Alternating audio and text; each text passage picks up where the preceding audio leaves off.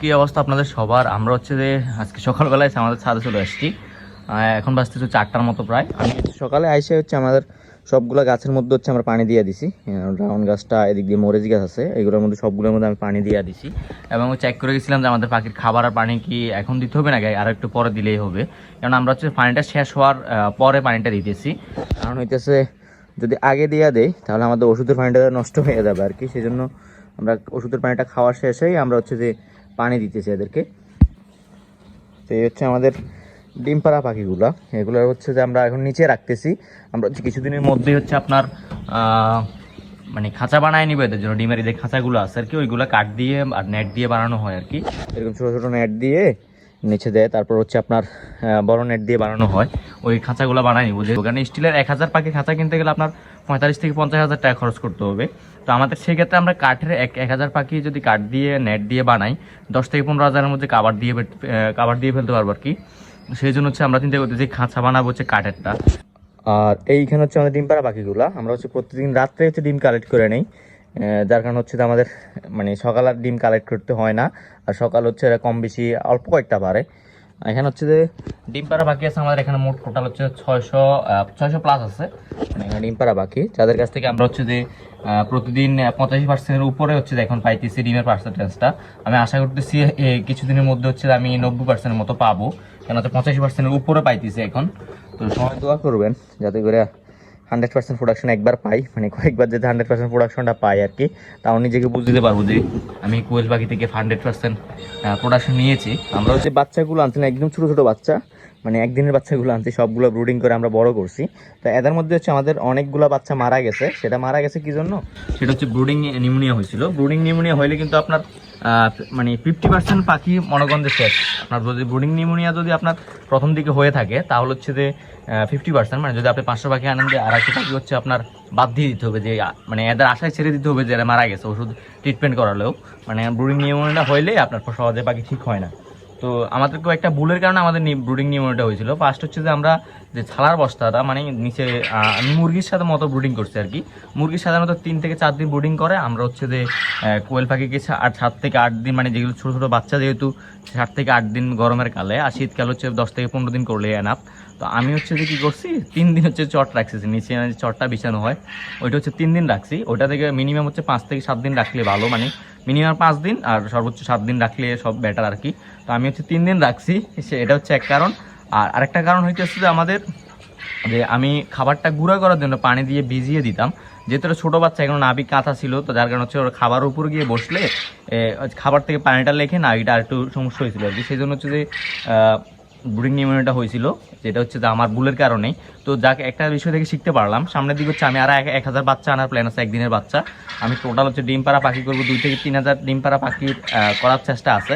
মানে আমি যেহেতু ডিমের চাহিদা দেখতেছি এখন বেশি, তো তারপরে গিয়ে হচ্ছে আমরা বাচ্চা প্রোডাকশনের দিকে যাব। আগে হচ্ছে আমি 2 থেকে 3000 পাখি ডিমের জন্য তৈরি করে নেই, তারপরে আমি বাচ্চা প্রোডাকশনের দিকে যাব, যাতে করে বাচ্চা প্রোডাকশনে গেলে আমার পকেট থেকে টাকাটা দিতে না হয়, এদের থেকে হচ্ছে ইনি হচ্ছে আবার বাচ্চা প্রোডাকশন করতে পারি আর কি, সেই জন্য। আর এদের মধ্যে একটা বাজি আছে, আমি দেখাই।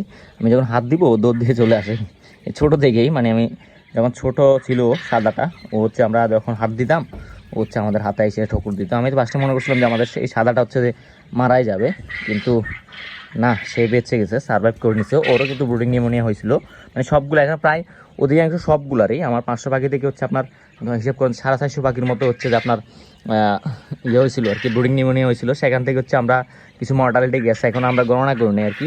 আমি 5টার দিকে এই পাখি কি বাইরে গেল, এই এই আমরা হচ্ছে 5টার দিকে আপনার মর্টালিটি হারটা হচ্ছে যে হিসাব করে রাখতাম, যে আমাদের রেজিস্টার মানে বইতে আমরা হিসাব করে রাখতাম আর কি, যে কত পার্সেন্ট মারা গেছে, মানে কয়টা মারা গেছে বা কী আসে বিষয়।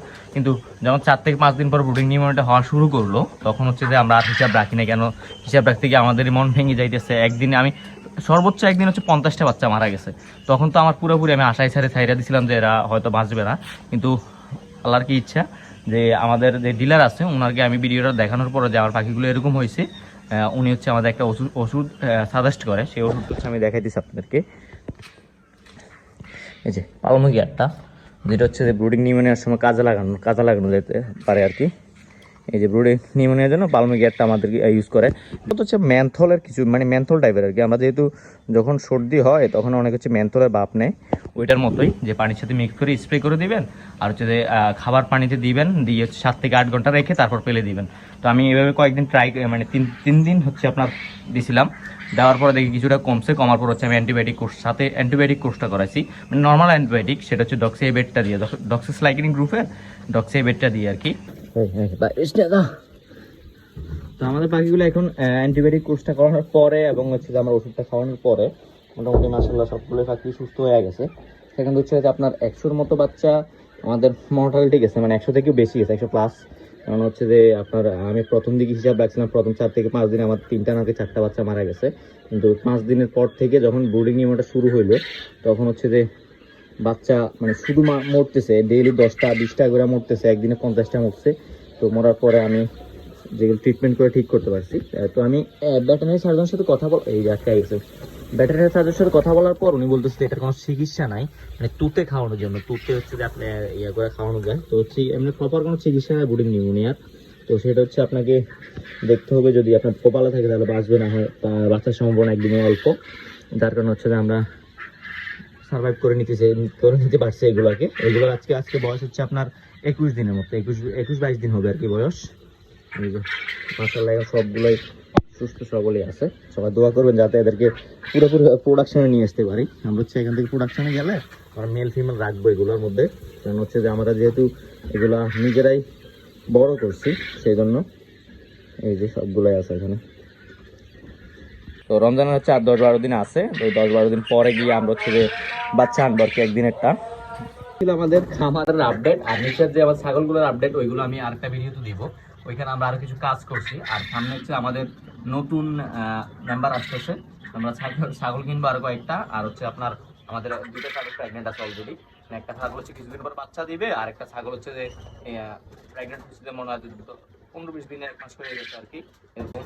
তো আরো কিছু ছাগল কেনার প্ল্যান আছে। তো আজকের কথা বাড়াইতেছি না, আজকে আমরা কোয়েল পাখির আপডেটগুলো দিলাম। সবাই ভালো থাকবেন, আসসালামু আলাইকুম। আর আমাদের কোয়েল পাখির ফার্মের জন্য সবাই দোয়া করবেন যাতে এটা আরো বড় করতে পারি। আমরা হচ্ছে প্রথম দিকে 100 পাখি নিয়ে শুরু করছিলাম, তারপর হচ্ছে যে এখানে 100 পাখি থেকে 50টা ফিমেল হয়েছে। তো সেখান থেকে হচ্ছে আমরা গেছি 300 পাখি থেকে এখন 600+ পাখি আছে, মানে ডিম পাড়া। আর এমনিতে তো 400 350-400 মতো আপনার আমাদের ছোট বাচ্চা আছে। আরো বাচ্চা সামনের দিকে নিয়ে আসবো, আর কিছুদিন পর আরো 1000 বাচ্চা আনার প্ল্যান আছে। তো সবাই দোয়া করবেন। আসসালামু আলাইকুম।